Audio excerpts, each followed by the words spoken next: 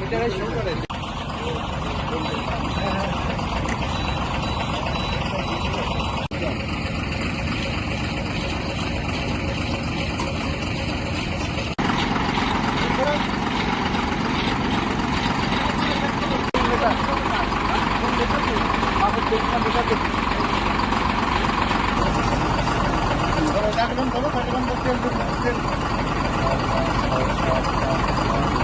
এই বন্ধু এই জায়গা তেল পড়তো না 7 দাগ।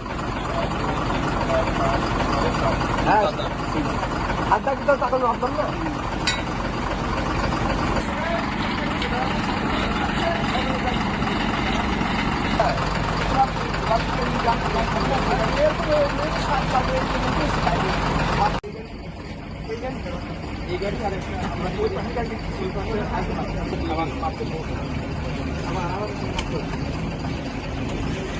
ওই যে দুই গাড়িতে কাজ করে। হ্যাঁ ওই দেখ সেক্টর ওই গাড়িতে কি মাল আছে?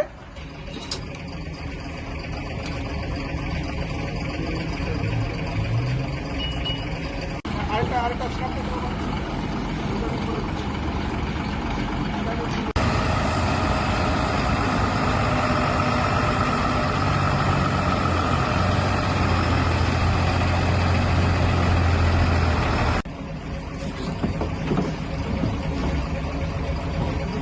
যা উপরে উঠে যায়, উপরে উঠে যায়।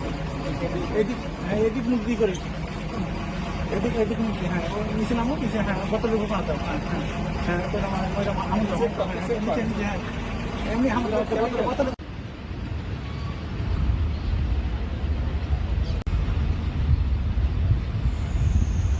বারবার আমাদেরকে পেছনা দিচ্ছে। হ্যাঁ যে আমাদের সবাইকে যাতে কোনোভাবেই আমাদের পার্শ্ববর্তী রাষ্ট্রে তেল চলে যাইতে না পারে, কারণ এখনো হচ্ছে বাংলাদেশের তেলের দাম ওদের দেশের থেকে কম, পার্শ্ববর্তী রাষ্ট্র থেকে আমাদের দেশের তেলের দাম কম। কম বলে না যেখান থেকে আনে সেখান থেকে কম কিনে আনে তা না, এই দেশের সরকার এই তেলের উপরে ভর্তুকি দেয়, অনেক টাকা ভর্তুকি দেয়। হয়তো আমি সেইটা 100 টাকা করে কিনতে পারি, বুঝছেন। এখন এই তেল যদি 150 টাকা হয়, সেই সামান্য লাভের জন্য আপনারা যদি তেল এই গাড়িতে 200 লিটার তেল নিয়ে চলে যান, চলে আসার সময় 100 লোক আমরা তো তেল পাচ্ছি না, আমরা তেল করে পাচ্ছি, ব্যবহার করছি। মনে করেন আমাদের তো এখন ক্যাপাসিটি নেই বাইরে দেওয়া, 1 নম্বর।